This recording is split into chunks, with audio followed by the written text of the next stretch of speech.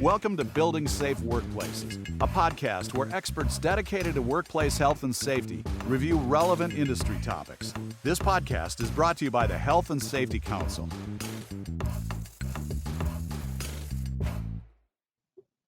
Well, good morning, everybody. I'm giving it a few seconds for everybody to join us. I think we had several hundred that signed up to listen to us today, or listen to Mark especially. So welcome. Today we're going to be chatting about heat stress and OSHA's new national emphasis program and how that is become law in effect as of a couple of weeks ago. And going to hear from Mark Briggs today, who's the Houston area director for OSHA, and going to give us some insight today on this new program, what that means for you as an employer, how you need to protect your workers from heat stress, and then more importantly, open it up to question and answer towards the middle half of the session today. So again, we're happy that you joined us today. We know this is a very, for lack of a better word, hot topic. So we hope you get something out of it, and hopefully you go away today with any questions that you had being answered today. So I'm Dr. Tommy Hysler. I'm the Chief Medical Officer at the Health and Safety Council, joined by our special guest, Mr. Mark Briggs, who's the OSHA Houston Area Director. So we're going to start our session today and chat a little bit about heat. So let me go here. You are able to ask questions in the question bank there. So if you've got the app open on your computer or your phone, there's a little question tab in there. Feel free to type away, and we will screen those along the way. And at the end of Mark's presentation, he will try to answer as many questions that he's capable of doing. All right. So to get us kind of kick-started today, the goal with any hazard prevention program, right, is to reduce the hazard, right? And reduce the hazard, you thereby hopefully reduce injury and illnesses that occur because of that hazard, right? That's always number one, protect the workers, right? That's always our goal, always our mission, always the mission of OSHA and OSHA's rules and regulations that they roll out. So protecting the worker, number one, but also if there's a regulation, you got to be compliant with it, right? You can be protecting your workers, great, that's what we want to do, but if you're not in compliance, well, you're going to get your hand slapped, but potentially, right? So we want to make sure that you come away from this today knowing how to reduce these heat injuries from your workers, but also how do you be compliant with OSHA, because that's also important as well. And when we talk about heat-related illnesses, it's not just one aspect that causes these things. It's a whole multitude of issues, right? It's not only the heat, how hot is it outside or inside where you're working, but what's the humidity? What's the wind factor? Is it breezy? Is it not breezy? What's the age of your workers? Do they have any medical conditions? What PPE are they wearing? Are they wearing full Tyvek suits out in the full sun? Well, that's probably going to be a problem. And when you have a multitude of these factors bearing down on your workers, it's a recipe for disaster. So if we know this stuff, how can we go about reducing those risk factors where our workers are protected? So I think all of us know that there is no national heat stress standard from OSHA, right? Not yet, right? They're working on it, and it's going to roll out probably sooner than later. So if OSHA doesn't have a heat standard, then they're usually limited on the data that they get, right? Unless you send them the data or they collect the data via the OSHA 300 logs or whatever, they're limited in the data that they collect in regards to heat stress. They did a review in 2012 to 2013 that looked at all of the heat stress cases that were cited by OSHA, right? And there was only 20 of them. Out of those 20, 13 of them were fatalities, right? So right now, as it stands, the data that OSHA collects from heat-related issues are usually the fatalities, because you have to notify OSHA when there's a fatality. And the eye-opening statistic from that was that 70% of those who died from a heat-related illness were new workers that had been working at that job site for only 3 days. And that's a huge, unfortunate statistic that shows us that we're just not doing a good job acclimatizing these workers to the heat. And if you're going to die from a heat stress injury, that statistic shows us it's usually those new workers at the job site, only working for a few days, not acclimatized to the workers. So what can we do to prevent that unfortunate statistic, right? And OSHA has come out with this national emphasis program to further advocate for protecting your workers from not only the minor stuff, but also the fatalities, because nobody wants that to happen. So, there's no need to guess on this stuff, right? NIOSH came out with this recommendation for a national heat stress standard years ago, a big, thick book that collected all of the data, all of the trials, all of the studies to show, okay, we know why people are suffering from heat-related illnesses at work. What can we do? What can we put in place to prevent that?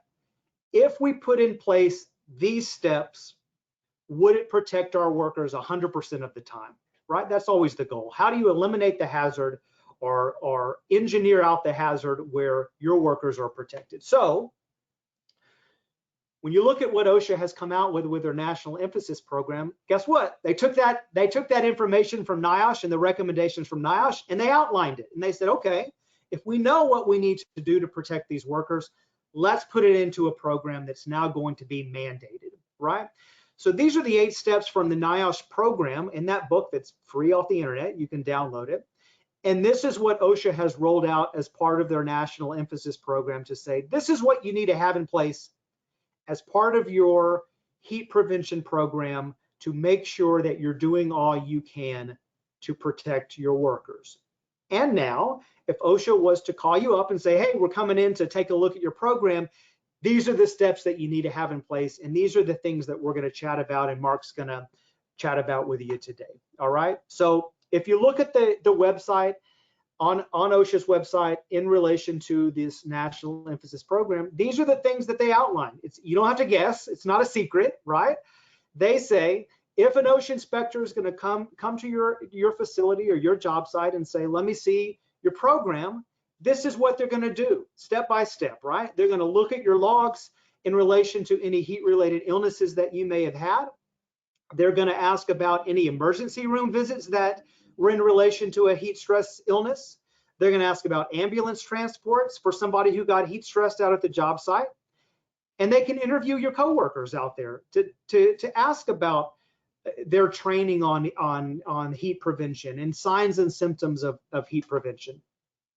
Also, they can say, okay, let me see your program, and these are the bullet points that you need to have in place with this program.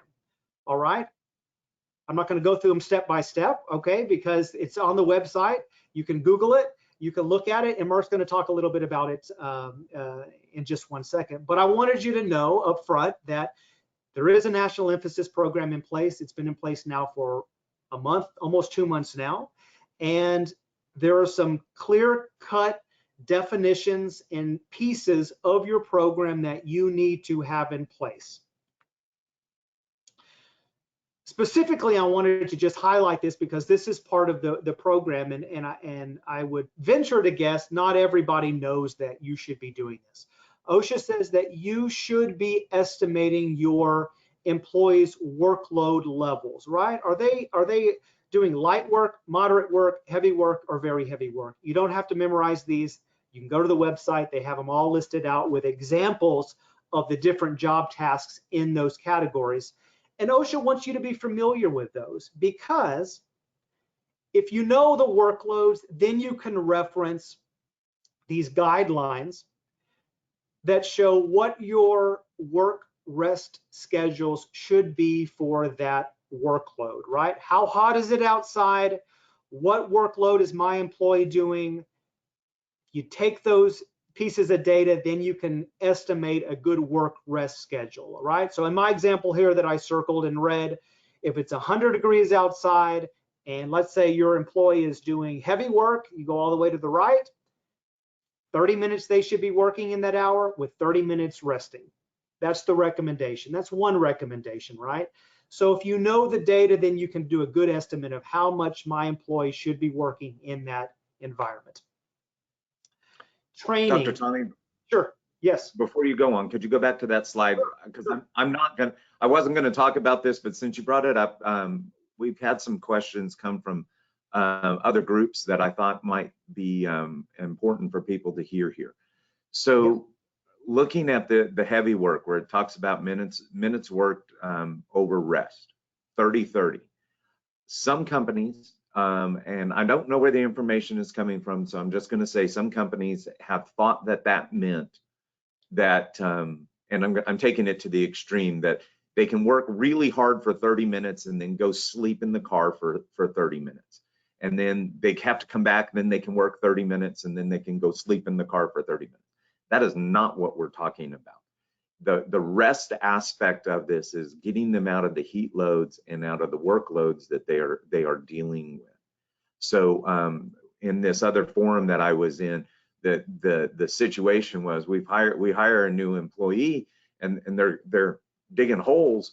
You mean literally they can only work 30 minutes every hour? And it's like, no. They just, their work needs to change to where it's changing, where it's taking them out of this heavy workload, and moving them into a different workload. It does not mean that they only work 4 hours a day and they go home, or get to rest, or only, go that direction for 4 hours a day. And it also doesn't mean that you can't work them really hard for 4 solid hours and then send them home. That doesn't meet the work rest ratios either. But I wanted to bring that out, and I know I'm not talking about that later on. So this might have been a really good point to bring it. That's a great clarification, Mark. That's why we have you on here, so you can answer some of those questions, because that's a great clarification there. Training, I just wanted to highlight this as well, because the new program says employers must train employees on the following topics related to heat stress. So you got to put them through a training process, right? And make sure that these things are covered, because if I'm reading the instruction correctly, it sounds like if OSHA does do an inspection, they can ask your employees, have you been trained in this stuff, right? And we want to make sure that your employees have the information they need to protect themselves and protect each other. The Safety Council has online courses you can take for heat stress. There's thousands of them out there, right? Just make sure that whatever courses or training process you're going through at least covers what OSHA says needs to be covered there. So without further ado, Mark, I'm going to pass it over to you to chat a little bit more about what OSHA is looking for in this program. Okay, thank you very much. So you guys all know me. Dr. Hysler's introduced me. I really appreciate this opportunity to come and talk to you all. Hopefully this will be helpful. I'm going to try to skim over some of the stuff that Dr. Hysler talked about, but I do have a few things that I want to point out to you. The NIOSH document that he showed you, that was originally published back in 1972. They've gone through, they've looked at this. This is an updated document. I want to say back to 2016. And it has definitely been something that we are using and we are looking at. And want you to understand it's something that OSHA really feels concerned about. We are working towards getting a standard. But I also want you to understand, especially in the Gulf Coast, this is not anything new. All of you really, even though you may not have understood it or may not have known about it, you've been under a heat illness prevention program for since about 2011. The Region 6 area for OSHA had a regional emphasis program dating back to those dates, when we started looking at heat as it applied in certain situations, albeit a lot of times it was in fatalities. If you also remember back that many years, the only way we heard from employers or about conditions out of the work site, unless we showed up, was through a fatality or through an accident that sent multiple people to the hospital, or through somebody filing a complaint. So we didn't always hear about things. Now, during the Obama administration, that changed when they started companies have started having to report accidents and hospitalizations. So we do hear about things a little bit more. I chuckled when Dr. Hysler showed the statistic up there about the heat, and then the first kind of study of information, and only 20 inspections, and only, I think it was 17 with the citations. That probably sounds exceptionally small, and it is, but it was something that only a few areas were running at the time, because it wasn't just Region 6 that was running a heat program, but we didn't have a whole lot of data, and we were trying to grasp and trying to figure out how can we address this and how can we deal with this, because we were noticing that there were a lot of instances where employees were getting hurt. And so we thought, okay, we need to kick this in, and we need to start looking for it. So if you'll go to the next slide, please.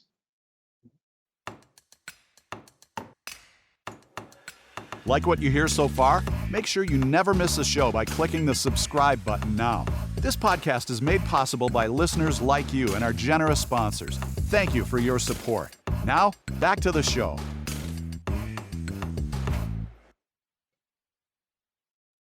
Now, just a little bit about what those original things were. This is how we were looking at it primarily, is we were targeting outdoor work.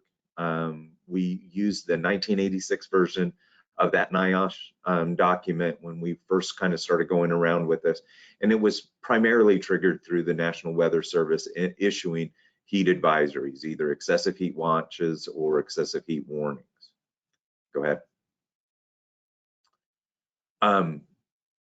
Now this new, or I'm sorry, 2019, we started looking at a more detailed and a better refined regional emphasis program. And what we did is we set a standard within the National Weather Service where the heat index was at 80 degrees or above. So what you guys have heard, and I've heard a lot of feedback like, oh my God, it's always 80 degrees in Houston. Yes, we have 2 weeks the whole year where it gets below 80 degrees unless it's 2021, and then we have the freeze to end all freezes. So it had 3 weeks, but we've had this, and we've been looking at it, and it's a heat index. So that does drive up the temperatures, and when we're going to do it, and it's just a trigger point for us to be looking at it, because what we find, and you guys know this, you guys all experience this every single year, as we start going into the springtime and it starts warming up around here, you have to be a little bit more careful with the employees in March and April and May than you would necessarily be with them in the July and August timeframes, because they've had 4 or 5 months to get used to those July and August temperatures. Whereas in that March and April timeframe, they've only had a few weeks, if not just a few days. And so programs that are sophisticated and programs that have been matured are look at that a whole lot quicker for their employees than at other times, because we know that acclimatization is a real thing.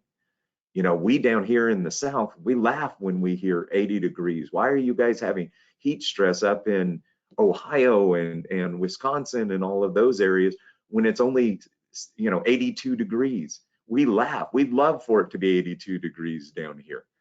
That is because it's acclimatization. That's because they get used to it. Think about us. They were laughing at us during the freeze because they're like, it's only 13 degrees, guys. It's not even below zero. What are you guys, crying about? Why is your energy, the electricity falling out? They don't understand that we only put our water pipes only about 6 inches under the ground, because up there, that every single year the pipes would freeze. So it's that kind of thing that we're dealing with and what we're trying to understand. So we run this regional emphasis program, but on top of the regional emphasis program now, we have, I think it's on the next slide, we have our national emphasis program. So this kicked into effect this year in April. We're looking at it for a period of time. We've set it for about 3 years, but it could change. It could change after this year. We're hoping to collect. I'm actually, after this, I'm getting on a call with a bunch of my national counterparts, and we're discussing how we're collecting data, what's more data that we can collect, what's information that we can have, and how can we assess this at the end of this heat year and reevaluate, and is there some tweaks or some changes or some lessons learned that we can be applying for next year. But we'll see what happens. I mean, I'm pretty confident about what we've been doing because we've been doing it here for a while. But hey, you know, it's a big country, it's a big area. We may find some things that could help us all along the way. Now, a few things else. It's still triggered by the National Weather Service, the heat index above 80 degrees. The references for the NIOSH document are the 2016 version, so that's been updated a little bit. I highly recommend, look, 2 things. If you don't do anything else today, please do 2 things. Go download that NIOSH document and then download the NEP, okay? OSHA has given you their playbook. This is what we're using, and this is what we're going to be asking. This is what we're going to be looking at, and this is the importance of it. We want you guys to know what's going on. We want you guys to be addressing it, and we want you guys to be looking at it, because we have found too often that people say that they've got stuff in place, and then when they really go to the effort of doing it, it's not getting applied the way it needs to be applied. Well, we're telling you what we're going to be asking. We're telling you what we're going to be checking on. Go out there and take a look at it. Check yourselves. I'm doing a talk tomorrow for the Houston Business Roundtable about auditing. Guess what? This is what I'm talking about. Go out and audit yourself. Put yourself through the test and see, how am I doing? Am I really doing what I say I'm doing, or am I really doing what I think I'm doing? Because sometimes you're not. A couple other things. You know, we've got different levels, of course, the cautions and the extreme cautions. We're probably, you know, we've been living in an extreme caution area since the weekend, so be aware of that. Hopefully, I don't want to get into the other 2 categories. I don't even want to talk about them because I don't want to get up into the 103s or gosh forbid, we're in the 126. I think I'm going to just stay in and stay cool when it gets up there, and I you know. But let's hope we don't get into those kinds of temperatures. But that's the areas and the categories that we're looking at. So thank you. So we're going to be targeting certain industries. There's a long list of them. I'm going to bring out a few, but I highly recommend. This is all in that NEP. Download that. You'll see it. It's right there in the tables. I think it's tables 1, 2, and 3, and you'll see it. So we've got the general industry, which if you're an owner on this call, that's probably where you're at. Just kind of giving you a rough thumb sketch of it. If you're an owner out there, then that's probably, you're going to find yourself in this general industry. If you're a construction company working for one of the owners, or you provide supports or things like that, that's going to be probably in table 2 is where you're going to find your NAICS code. This general 3 is going to, our table 3 is going to be general industry, but it's not going to be ones that are what we say would be a typical heat stress or heat load company, and it's going to have a large, it's going to be very varied for the types of companies, and you'll see it. I believe I've got that on a following slide. But the enforcement officers, the compliance officers, my staff, if you're in my area, this is my people that would be coming out and talking to you. The things that we're going to be looking for is straight off that NEP. Okay. Next slide.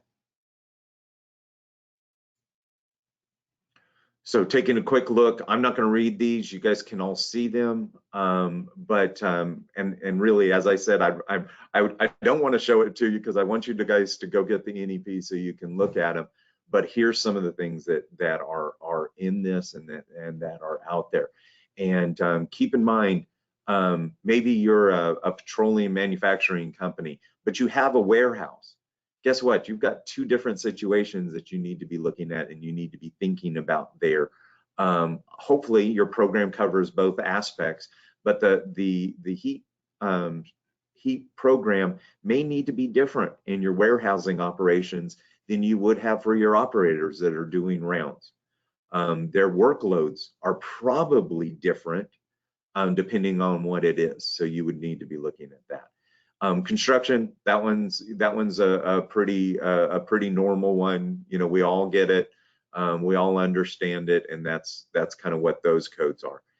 Go to the next slide, please. Yeah, okay, I did bring up. I thought I had a slide in here for table 3, but you can see there's a lot of different things that are brought into this. An office administrative service. Okay, do you have temp employees that's there? If they're having to work out in a trailer, they may not be used to it. If they just got done working at a high-rise building, you know, in a nice air-conditioned facility and everything, but now you've got them working in a trailer, that can make a difference. And you've got to look at those elements. Other employment services, your security services. What are you doing with them? Their workloads and their work exposures are going to be dramatically different. And then also, what kind of equipment are they carrying that would be different than maybe what your operators or your construction guys are carrying if they're actually on patrols and protecting the facility. So that would be those things.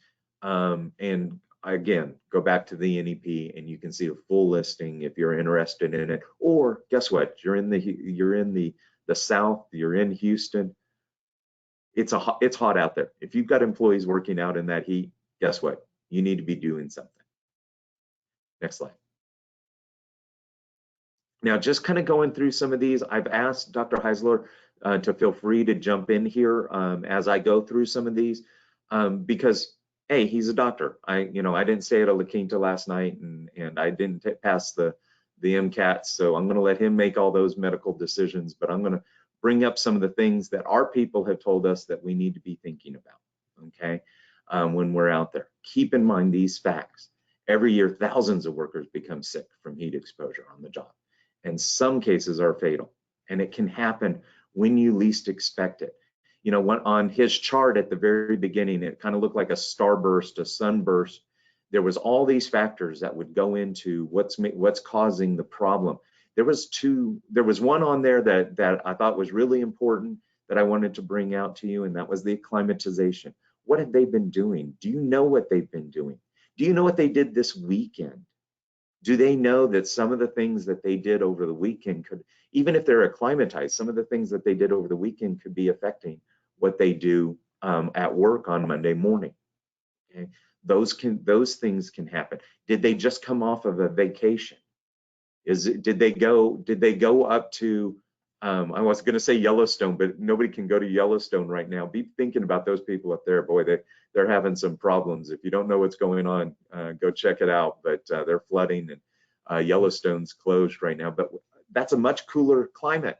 Did they spend a week up there? Did they spend a couple of weeks up there? They may need a day to kind of get used to being back out in the heat. So be aware of those types of situations. And then another thing, and I've got personal experience with this. I used to take a bunch of kids up to a summer camp with our church, and those kids were drinking energy drinks. I've got to be careful how I say this. They were drinking energy drinks all the time while we were up there. And it got really, really hot one summer. And we had kids getting very violently ill. And it took us a little while to figure out what was going on. But those types of things, the things we put into our body definitely have an effect on how we act and how we work and how we do things even days later. So just be aware. Next slide. Anybody can be affected by the heat. Okay, so keep that in mind. You know, one of the things you guys may not realize it because of your industries, but one of the things that hits me all the time is the number of cooks and the number of restaurant workers and people like that. We get complaints from those groups all the time, and those situations can be just as dangerous as somebody that's working out, digging a ditch somewhere, or climbing a tower somewhere. So this is, this issue is much broader than maybe what's working with just your employees, but be aware of that. And depending on if people are bouncing around jobs, that can be a condition that you need to be watching out for. Next slide. Dr. Hysler mentioned this earlier. I'm not gonna go into it to a great extent, but really, maybe one of the biggest things that you can do to drive this number down is be your brother's keeper. Watch the newest employees their first week. That can be, even if they've been slightly acclimatized, or you think, well, that's a pretty tough job. Keep in mind, maybe not everybody's being totally honest about their previous employment, but B, they may not want to tell you that they weren't working super hard, and just kind of watch them and keep them cycling, keep them going through, and watch their workloads, as much as you possibly can, especially during this first week, if they are really going to be going into the heavier workloads that they could be doing out at many of y'all's areas. This is all what we've been talking about, easing people into an acclimatization. I'm not going to beat this one up, but keep an eye on it, and just re-emphasizing, we are not saying that they only need to work 2 hours out of every 8 or something like that. What we're saying is watch their workloads, watch their exposures, rotate those work assignments. I know all of you have different things that people can be doing. Give them those opportunities and work them slowly into it. It'll pay off for you in the end. Drinking cool water. These are things, and Dr. Hysler, this is all the areas where you can certainly start chiming in, but have water out there for them. Have a way for them to drink it. Putting it in a plastic pail on the top of a metal truck and having them drink out of it, throughout the day without cooling it off in any way, shape, or form, towards the hottest part of the day, that water is going to be less helpful. But at least they're going to be replacing their fluids and getting it into them. Just be thinking about it. Have a plan, put it in place, and work it.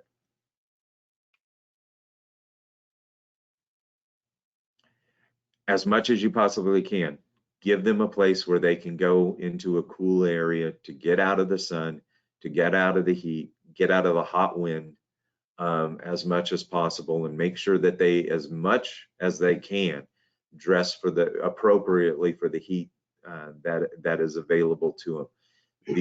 These pictures don't necessarily apply to y'all's areas. I get that, I understand that, but you know what?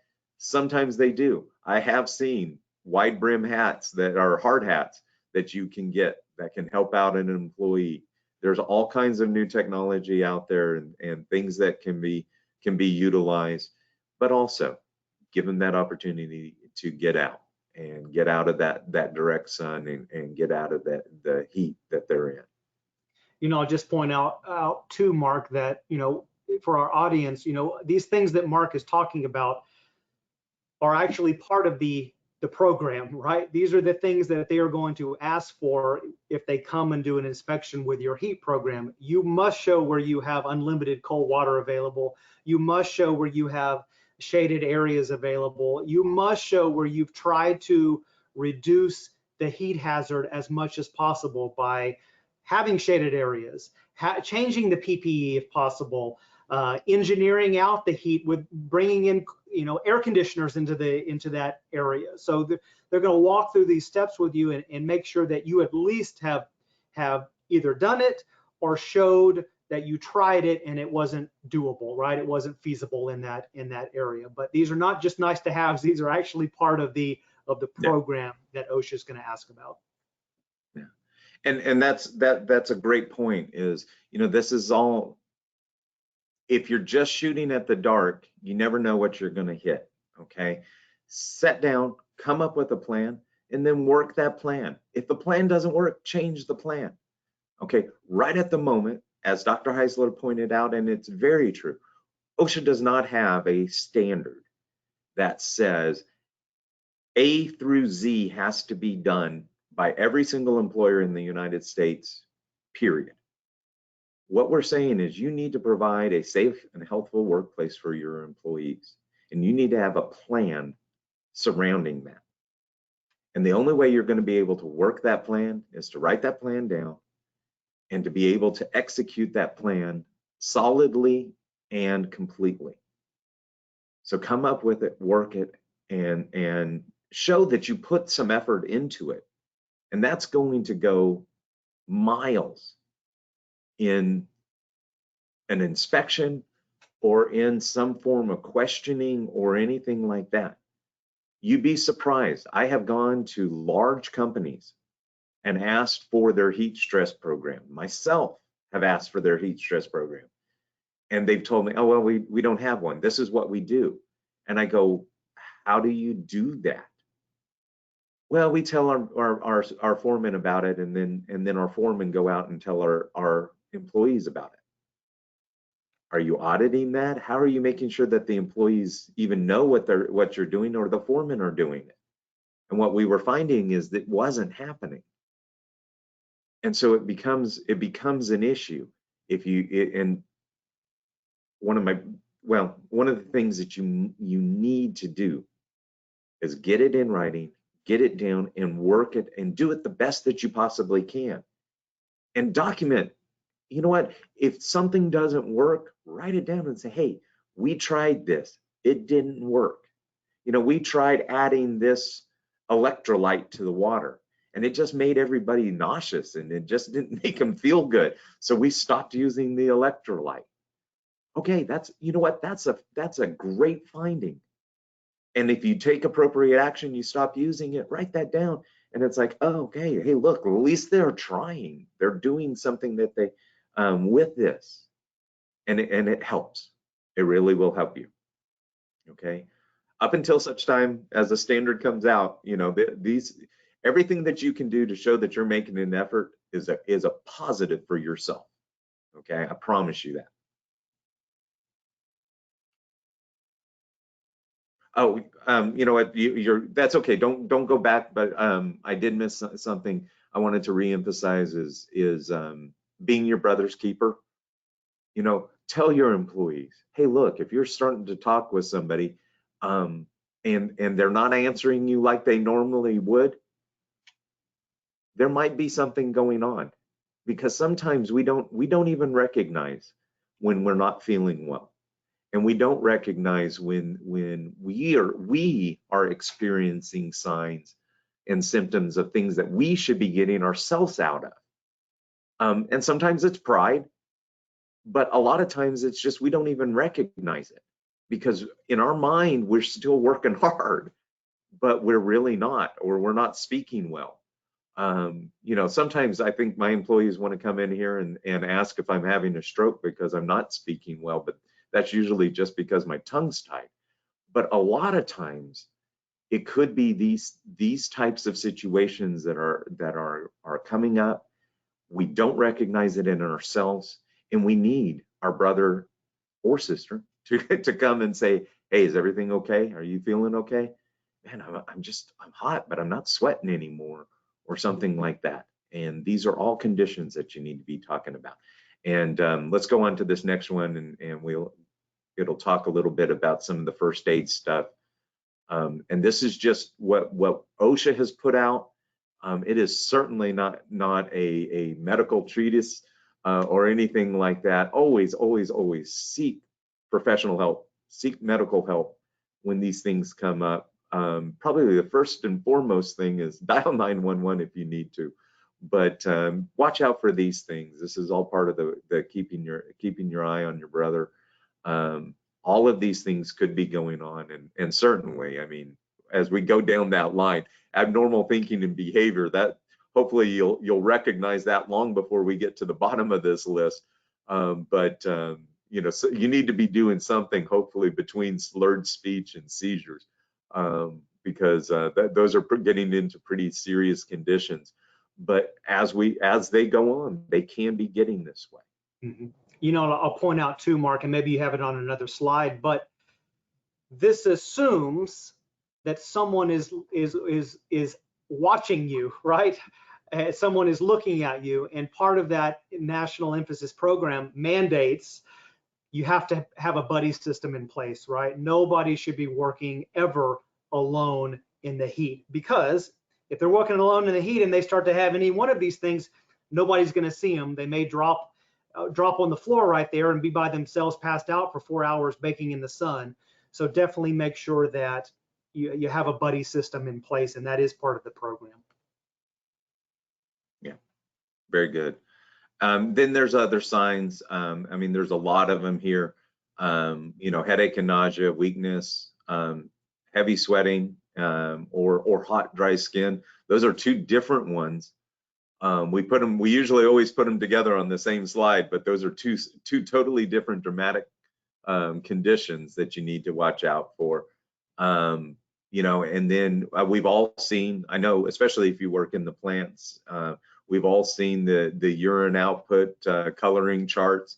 You know, those are all valid, real things, and you need to be keeping an eye on that. And then you can see some of the actions that you can take, and always, always, always, you know, be thinking about, hey, at what point do I need to be calling 911? And I will say, maybe it's less of an important decision at the top of the list, as you know, but as you start going down that list, those are things that you need to be thinking about, and you certainly need to be ready and prepared to call 911 in an emergency, and have a plan in place. You know what? We've talked about it. This written plan.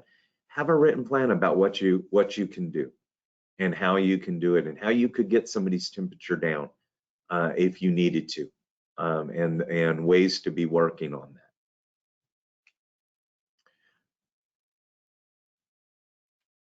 Just kind of re-emphasizing some of the things that can be going on.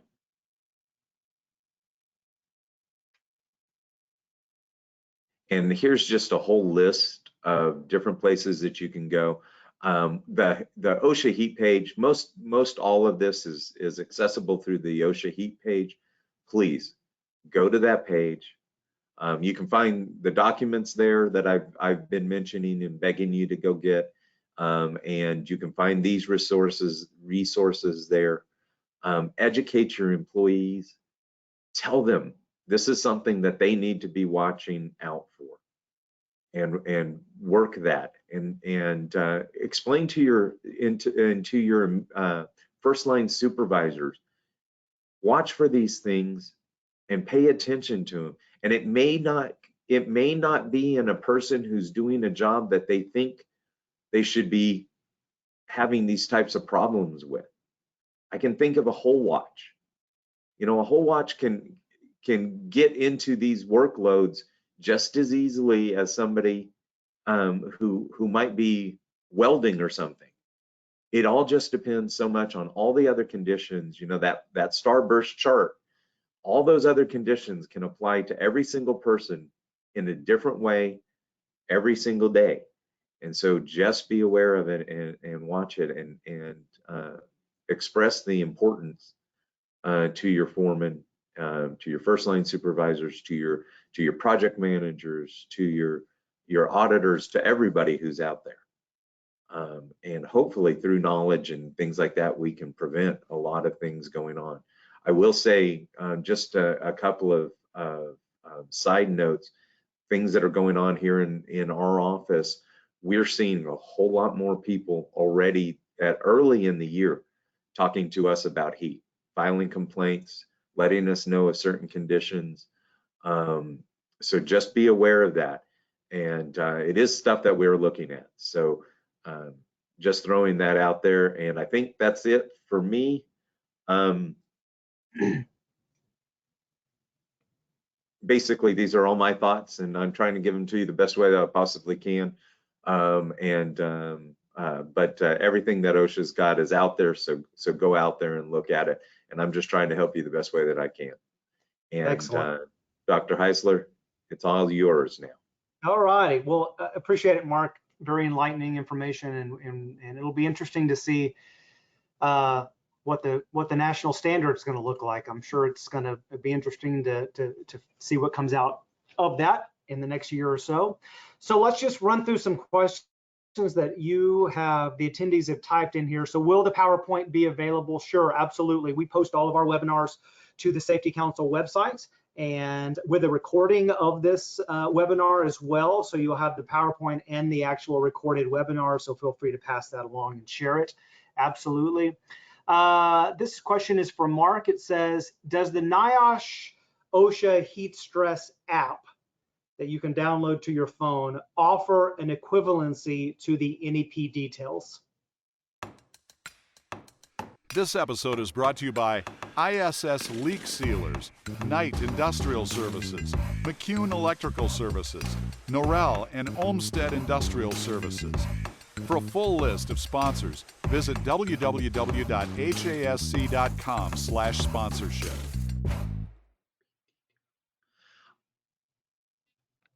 I'm going to answer that no, but I'm not, and I put a qualifier on there because I'm not 100% certain I know that I understand the question. So interestingly enough, I know you're not going to be able to, I know you're not going to be, well, you can see some of it here. So that's the heat app. This is what this part of it is in line with what the NEP is talking about. But I don't believe you can get to the directive or anything from here, other than the fact is it will take you to the OSHA website.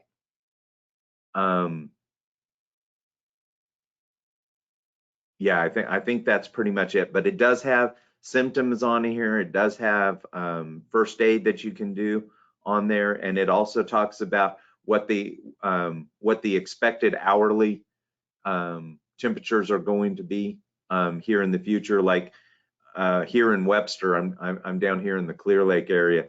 It's telling me that there's at 2 p.m. there's going to be 102 degree feels like temperature. Wow.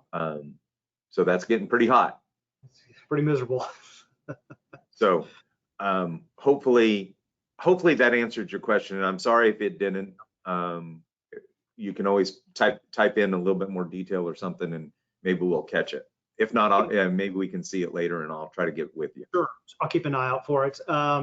Somebody also just made a comment that the National Weather Service reflects heat indexes and temperatures not always in direct relation to our working environments, right? They typically have taken that stuff sometimes in the shade, right? So it's not always apples to apples to the work environment that you're in, which is why the OSHA says that you should even go over and beyond that if you can to measure your own temperatures in your working environment. Use a wet bulb globe thermometer that takes into consideration the direct sunlight, the wind, the humidity, and you can monitor your own working environment as much as you need to.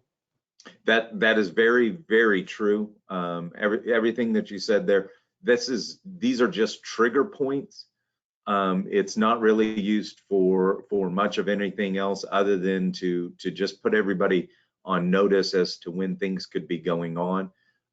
If we came out to address anything, we have, we have instruments, we have a WBGT, and we've got a couple of other things that we're piloting out of our office that we are looking at using, all to give us more accurate information about the specific conditions whenever we're at a certain area. But certainly, everybody, don't make a judgment about your work site based solely on that, on the National Weather Service data, because it could be off a little bit. They do a very good job, but it could be off just a little bit depending on where you're at and what situation, the terrain is like around you, I think is a way to phrase that. And does the app, the question was, does the app give you information based on your location? Do you put in your zip code, or how does that work? Okay. Yes. Yeah. To be honest with you, I think it actually, at least with my iPhone, it works off of the locator, so it knows where the phone is at, and I didn't have to put in a zip code. Now I think you can put in a zip code or an address, a city or a location, and it will do that for you. But I'm not 100% certain on that last part. Sure.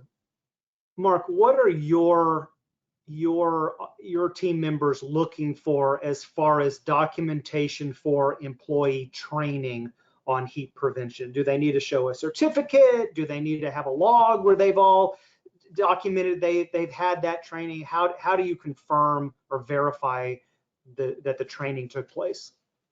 A log, and then through interviews, we'll talk to the employees, and see, hey, did this go on? What went on? What did you know? And then we would ask for the content. So I wouldn't necessarily say a certificate needs to be made or a card or anything like that. How you do that would be okay. I mean, there's nothing wrong with that, but for some people that might be a little bit much for them to pull off. But having a sign-in sheet and content for what the training was, and then that the employees actually heard it, those are all very good steps. Gotcha. This was a question, I think it's more towards me, but what factors does as a medical professional look at when trying to distinguish a heat-related injury versus something personal in nature?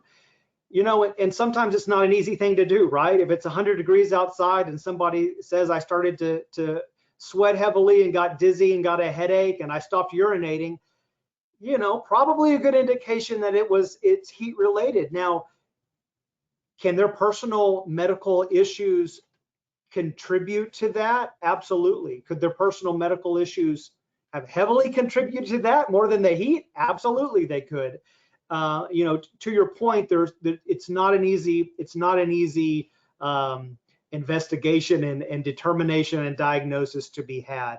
However, as a provider, we do definitely look at the environment that employee was in, the mechanism that they're reporting, and then also, well, what medical issues do you have? What medications are you having? Have you had a heat stress injury before? Did you start feeling bad only when you were at work today, or did you start feeling bad when you were, at home at 8 o'clock last night? So we try our best to try to decipher, make sure that we're giving the proper diagnosis. We certainly don't want to give us a classification that says this is work related when it's not, and vice versa, right? We try our best to make a good ultimate decision, an opinion or a diagnosis, and sometimes it's just not easy. Sometimes those things overlap, but we do our best, right? We try as much as we can. Temperature of water, this person asks, it's my understanding that water can be too cold. They've done studies on temperatures of water, and I think the NIOSH program actually says 59 degrees has to be at least that cold, 59 degrees. So, you're looking at good cold water.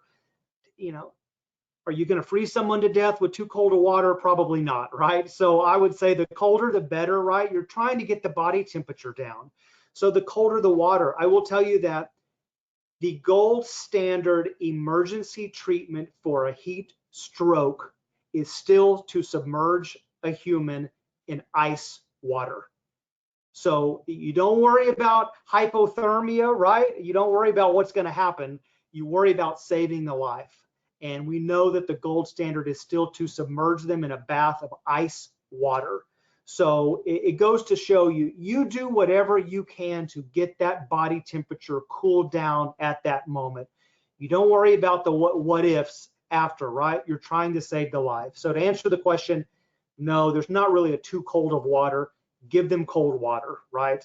And make sure you're getting the temperature down as quickly as you can. This was to Mark. Mark, what were the inspection levels from 2017 to 2021? You probably don't have that data right in front of you, but I guess they're asking, you know, were the inspections high during that time frame?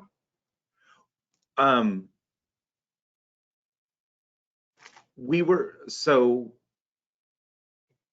I'll only speak for the Houston South area office because I've got that a little bit more. We were doing a fair amount. It's not, you know, we do a lot of inspections, okay, every single year. And during this time frame, we will do dozens of heat inspections, but it's not like it's a huge percentage of the number of inspections that we do every year.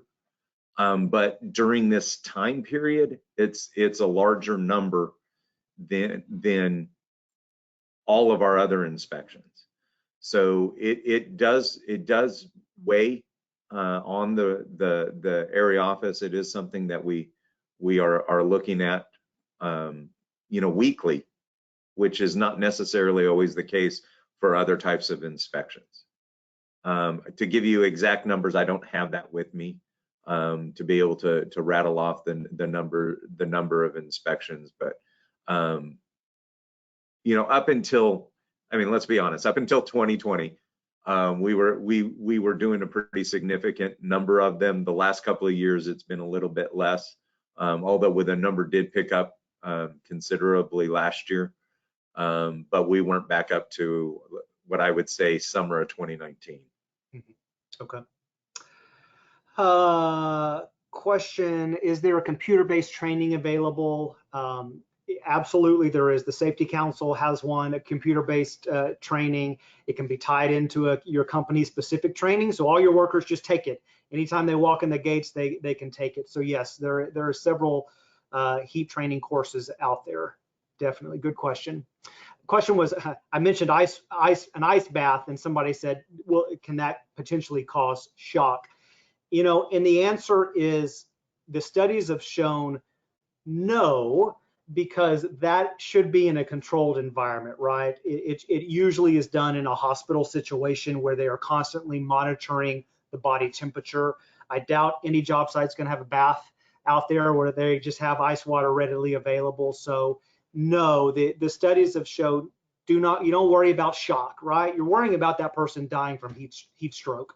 So get their body temperature cooled down. You can always warm them up, right? Pretty easily.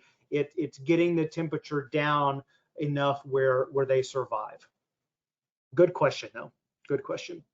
You know, go ahead. And Dr. Hysler, so how? Let's say we were out in a field somewhere and we were working with a group of people, and all we really had was some water and some ice, and it was going to take 911 a little while to get there. You know, right. I don't want to say anything negative. They do the best that they can.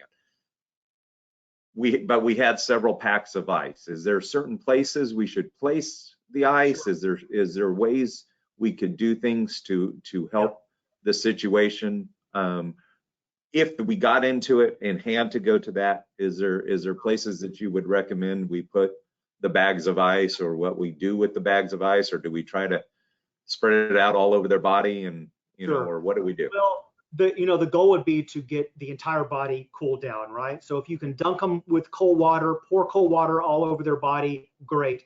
Ice packs specifically underneath the arms and in the groin area, right? That is a high blood vessel area, so you're getting the vessels and the blood cooled down the fastest in those areas. So just as much ice as you can put on them, but specifically under the armpits and in the groin area will really hopefully cool the body down as much as possible. But do everything you can to get that person cooled down, especially if you're thinking they're on their way to a heat stroke because of loss of consciousness, they're slurring their words, their neurological symptoms have just deteriorated.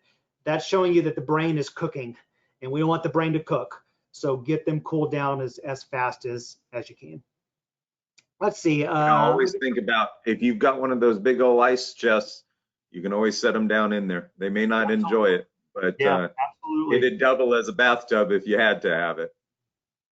Question was about the acclimatization schedule, and is there a good example? Yes, the NIOSH book has great examples in there. They give you an example of a schedule for somebody who is completely unacclimatized, and that definition, I believe, is if they've been away from that hot environment for more than 10 days, they should be considered unacclimatized. And then they also give you another chart that shows if somebody is acclimatized, is used to the heat, you should still put them through an acclimatization schedule. It's just much more shortened. So the NIOSH program does have that. You can Google that. Let's see here. A question was, why does prior heat stress exposure make somebody more susceptible to the heat stress? And that's a great question. And I think several factors go into that. Number one, that employee just may be susceptible to heat, right? They may be obese, they may be taking medication. So they're gonna have a problem every year because that's who they are, right? On the flip side of that, we also know that for whatever God-given reason, if you suffer a heat-related illness, your body is then more apt to having a problem ongoing. Just like an ankle sprain. You sprain your ankle once, those tendons are loose, you're susceptible to having repeated ankle sprains. Shoulder dislocations are the same, right? When you stress the body out, it's never going to get back 100%, right? So that person just ongoing is going to have an issue.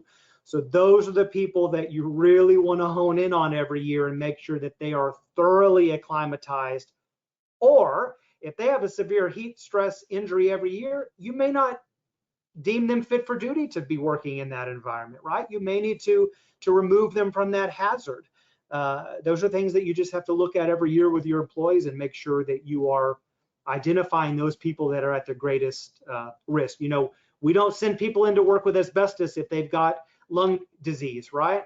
You don't send people to work in the hot environment if you know they have a problem every single time you put them into that hot environment. Let me see if maybe we can squeeze out one more. I know that we're over our time, 2 minutes, but it's great information. So let me see if I can just pull one real quick. Let's see here. Can you give the main difference between heat stress, exhaustion, and heat stroke? It's a good question. OSHA definitely has those things listed on their website. A lot of it has to do with the actual body temperature. The hotter you get, the more severe these things go. I will tell you that. Let me just give you the definition in the example of the worst one, which is heat stroke. Heat stroke is when your body temperature has gotten so hot your brain is starting to overheat. And when your brain starts to overheat, all of your neurological faculties go down the drain.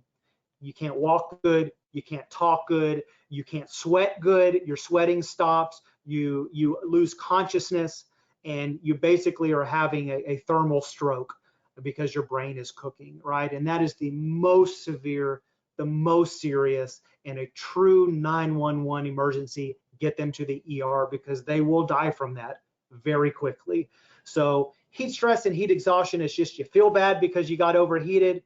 When you move into the heat stroke, it's a true neurological emergency, and you gotta waste no time in getting them to the ER. All right.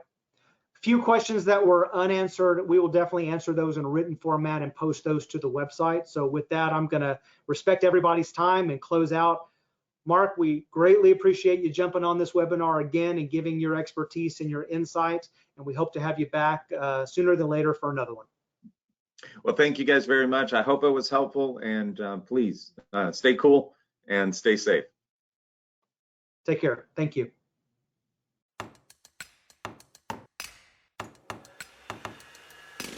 Thanks for listening to Building Safe Workplaces. Be sure to tune in next time for another exciting episode. Till then, stay safe and stay healthy.